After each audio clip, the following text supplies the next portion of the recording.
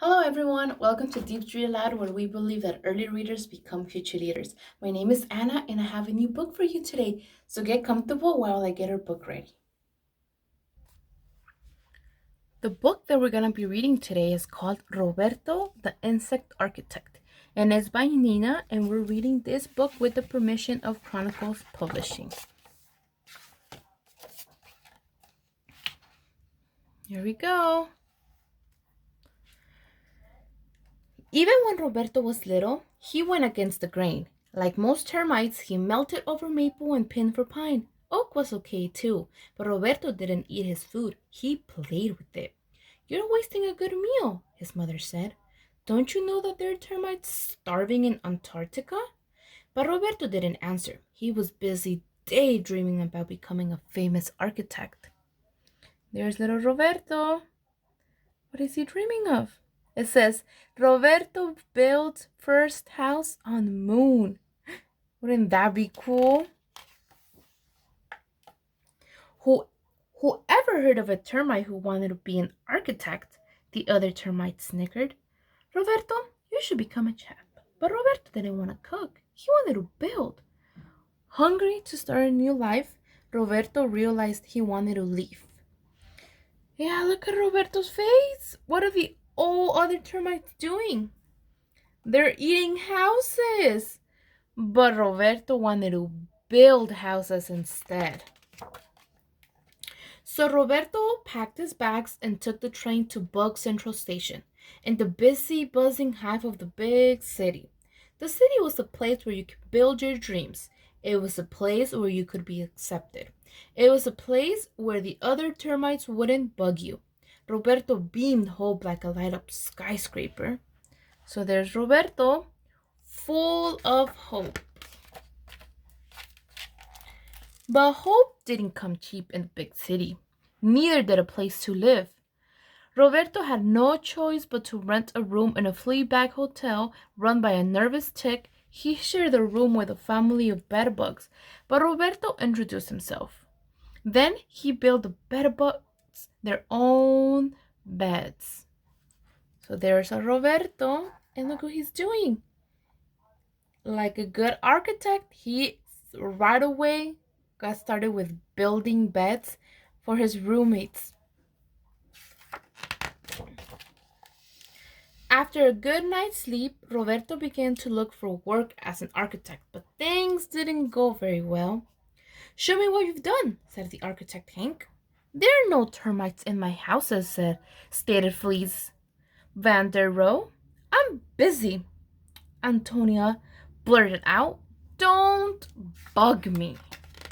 Oh no, look at Roberto's face. Yeah. He got rejected in every single place he went. That's not what Roberto was expected to come across. As Roberto crawled home, feeling like a pest, he was sideswiped by a flea. "Watch where you're going," he mumbled. The flea started to cry. "But I don't have any place to go," she lamented. Roberto wanted to comfort her, but he was nearly nailed by a carpenter ant trying to fix a rickety shed.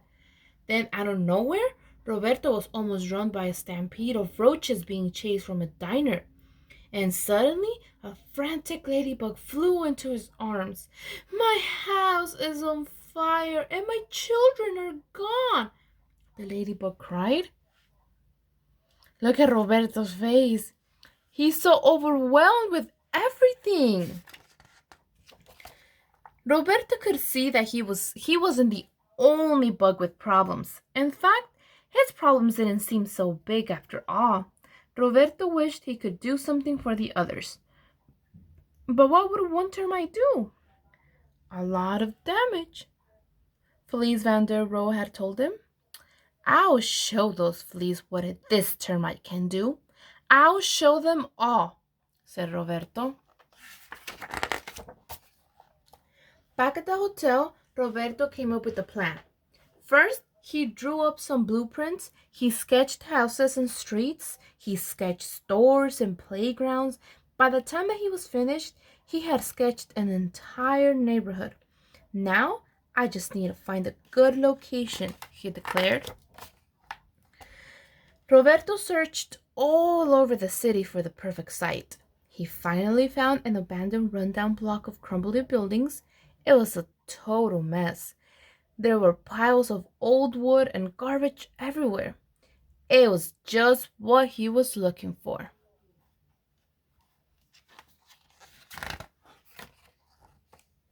Roberto hammered and nailed, he sawed and sanded, he worked day and night. Like a magician, he transformed the block of junk into a street of extraordinary homes. Each one was a work of art, but Roberto didn't sign his artwork. Instead, he anonymously sent the keys to the new owners. Then he rolled up his plans and went home. Some very surprised bugs went home too. Tooter the fly, with no place to go, buzzed with delight. I'm a housefly again, she declared. Then Grant, the carpenter ant, arrived. He dropped his tool belt on the porch. Now I can have a real workshop, he beamed. The roaches were the next ones on the scene. You won't find us sleeping in salads anymore, they rejoiced. Finally, Dottie the ladybug and her children moved into the new lair. It's perfect, she sighed. It's fireproof.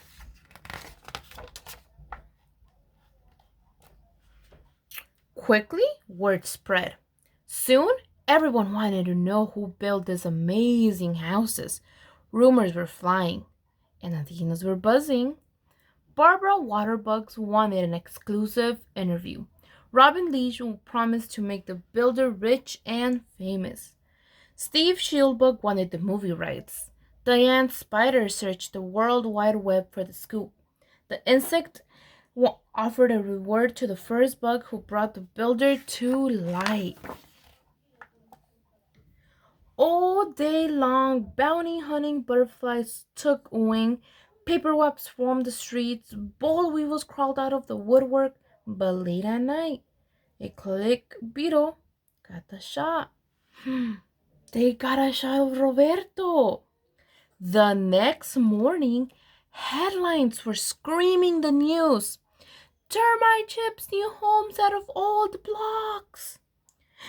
It's Roberto! Tooter hummed. He's our hero. Overnight, Roberto became the talk of the town. Architects offered him jobs, book publisher wanted his story, ladybugs sent him love letters, and his bug buddies threw him a big bash. At the height of the party, the mayor unveiled a statue of Roberto to be placed in the city park. Yeah, there is Roberto and his statue. Roberto built his dream. He opened his own company and became the most famous architect in the insect world. Students studied him in school. Some of his houses even became museums.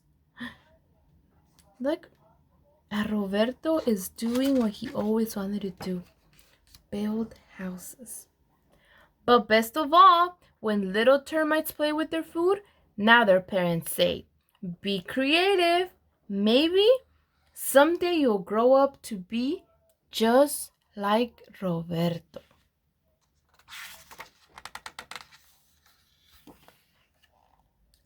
The end. So that's the end to our book, Roberto, the Insect Architect. Thank you so much for joining us. And remember, if you liked our read aloud, don't forget to click the share button so we can reach other little ones. Until next time, remember, here at Deep, we believe that early readers become future leaders.